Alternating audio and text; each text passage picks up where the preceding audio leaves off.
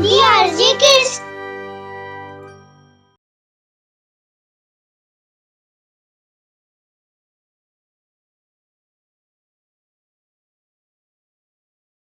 कहानी राजकुमार। रामनगर नामक राज्य में किशन नाम का एक छोटा सा लड़का अपने चाचा शंकर और चाची सुनैना के साथ रहता था। चाचा और चाची उसके साथ अच्छा बर्ताव नहीं करते थे, लेकिन किशन उनकी बातों पर ध्यान नहीं देता था, बल्कि मन लगाकर सारे काम करता था। वो खेत में काम करता था और मदन बस बैठकर हुक्म चलाता था। अरे किशन, जल्दी जल्दी हाथ चलाओ, अभी तक कोई काम नहीं किया। जल्दी जल्दी खेतों की खुदाई कर, ये काम खत्म करके लकड़ी काट कर ले जा। बाद में कोई बहाना मत करना। नहीं चाचा जी, मैं कोई बहाना नहीं बनाऊंगा। खुदाई का काम खत्म करके किशन जंगल से लकड़ियां काटकर लौट रहा होता है। तभी रास्ते में उसे एक पेड़ के नीचे लेटे हुए साधु बाबा दिखाई देते हैं, जो बीमार हैं। क्या हुआ बाबा, क्या आपकी तबीयत ठीक नहीं है? हाँ बेटा, मुझे बहुत ठंड लग रही है। अगर कहीं से थोड़ी आग मिल जाती तो मेरी ठंड दूर हो जाती। आप चिंता मत करो बाबा, मैं अभी आग जलाने की तैयारी करता हूँ। किशन अपनी लकड़ियों को जलाने लगता है। साधु बाबा कहते हैं, बेटा, ये तुम क्या कर रहे हो? तुमने इन लकड़ियों को बहुत मेहनत से काटा है। कोई बात नहीं बाबा। किशन लकड़ियों को जलाता है और कहता है, बाबा आपको कुछ दवाई भी तो चाहिए ना, लेकिन इस जंगल में दवाई कहाँ मिलेगी? बेटा, ये जादुई जंगल है, यहाँ तुमको हर रोग की दवा मिलेगी। तो बताइए बाबा कि आपकी बीमारी के लिए क्या करूं? सुनो बेटा, नदी के उस पार पीले फूलों का पेड़ है। अगर तुम उन फूलों को ले आओगे तो मैं ठीक हो जाऊंगा। मैं अभी जाता हूँ बाबा। लेकिन बेटा, नदी का पानी बहुत ठंडा है। कोई बात नहीं बाबा, मैं जाकर ले आऊंगा। किशन वहां से जाता है। नदी का पानी बहुत ठंडा होता है, फिर भी वो नदी को पार करके उन पीले फूलों के पेड़ के पास पहुंचता है। बाबा ने जिस पेड़ के बारे में कहा था, लगता है ये वही है। वो पीले फूलों को तोड़कर साधु बाबा के पास आता है। बाबा वो फूल सूंघते हैं और ठीक हो जाते हैं। बाबा आप तो पूरी तरह से ठीक हो गए। अब मैं जाऊं बाबा?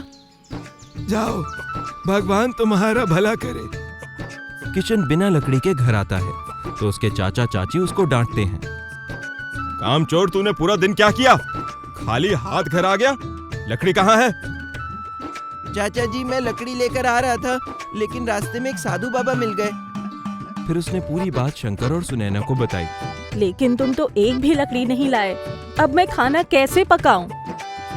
चाची जी आप चिंता मत करो, मैं लकड़ी लेकर आता हूँ। ये कहकर किशन फिर से जंगल जाकर लकड़ी काट कर लाता है। दूसरे दिन जब किशन और शंकर खेतों पर जा रहे होते हैं तो उन्हें राजा की तरफ से हो रही घोषणा सुनाई देती है। सुनो सुनो सुनो, महारानी की तबीयत ठीक नहीं है। महाराज का हुक्म है कि जो कोई भी महारानी को ठीक करेगा उसे वो अपना आधा राज्य दे देंगे। शंकर ये सुनता है तो उसके मन में लालच आ जाता है।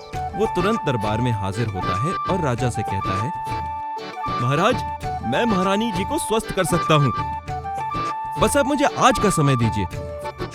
ठीक है, हम तुम्हें आज का समय देते हैं। शंकर तुरंत उस जंगल की तरफ जाता है जहाँ किशन को साधु बाबा मिले थे। साधु के पास पहुंचकर शंकर कहता है, बाबा, मुझे आपका आशीर्वाद चाहिए। जिस लड़के ने कल आपकी सेवा की थी, मैं उसका चाचा हूँ। वो तो बहुत नेक लड़का है, उसने मेरी जान बचाई है। बताओ मैं तुम्हारे लिए क्या कर सकता हूँ? बाबा, महारानी की तबीयत बहुत खराब है। दूर दूर से आने वाले सभी वैद्य हकीम उनका इलाज नहीं कर सके। मैं उनके उपचार के लिए आपके पास आया हूँ। अच्छा, तो तुम अपनी रानी के प्राण बचाना चाहते हो? जी हाँ बाबा। ठीक है, लेकिन काम बहुत कठिन है। मैं करूँगा बाबा, आप बताइए क्या करना है। इस जंगल में सीधे चले जाओ। जहाँ जंगल खत्म होता है वहाँ एक पहाड़ है, उसके ऊपर एक आम का पेड़ है। वहाँ से एक आम तोड़कर ले जाओ। उसका रस रानी के मुंह में डालते ही वो ठीक हो जाएंगी। बहुत बहुत धन्यवाद बाबा।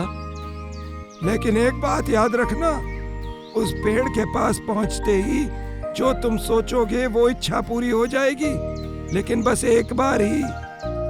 ठीक है बाबा। ये कहकर शंकर वहां से चल पड़ता है। जंगल खत्म होने के बाद पहाड़ आता है। वो पहाड़ चढ़कर आम के पेड़ के पास पहुंचता है। कितना मुश्किल रास्ता था, मैं तो थक गया। काश इस आम के पेड़ की जगह बरगद का पेड़ होता तो मैं उसकी छांव में लेटकर आराम करता। इतना कहते ही आम का पेड़ बरगद के पेड़ में बदल गया। अरे ये क्या हुआ? अब मैं आम कैसे ले जाऊं? हाय रे मेरी बूढ़ी किस्मत, आधा राज्य हाथ से निकल गया।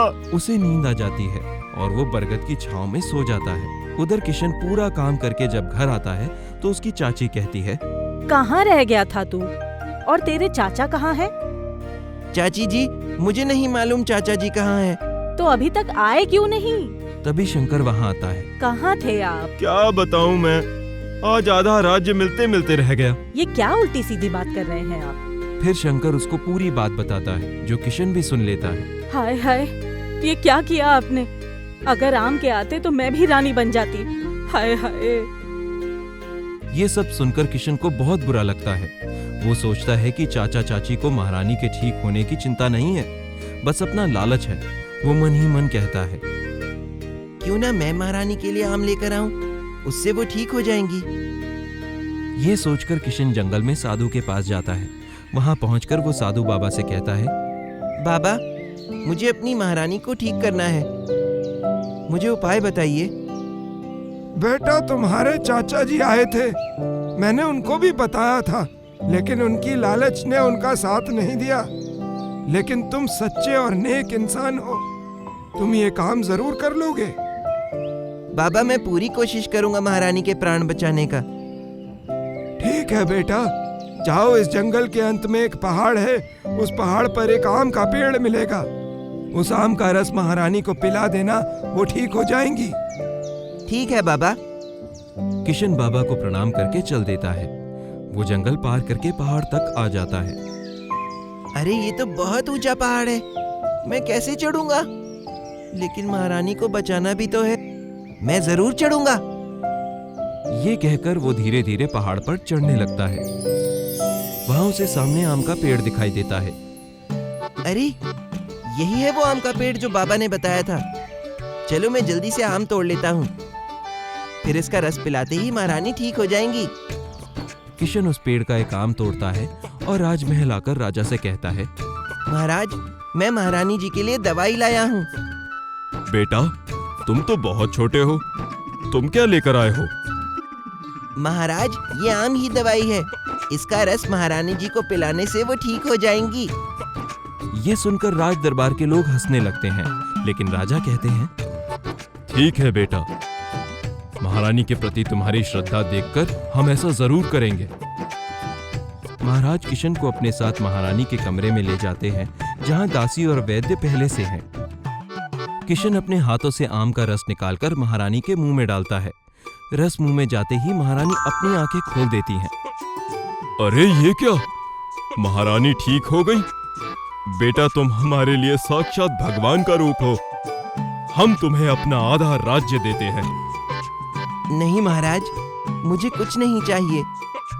अगर महारानी की जगह मेरी माँ होती, तब भी मैं यही करता जो महारानी जी के लिए किया है। इतना कहते ही महारानी भावुक हो जाती हैं और किशन को गले से लगाकर कहती हैं, बेटा, क्या तुम हमारे बेटे बनकर हमारे साथ इस राजमहल में रहोगे? अगले दिन राज्य में घोषणा हो जाती है कि राज्य को राजकुमार मिल गया है। इस तरह किशन की नेकदिली और अच्छाई ने उसे एक गरीब लड़के से राज्य का राजकुमार बना दिया।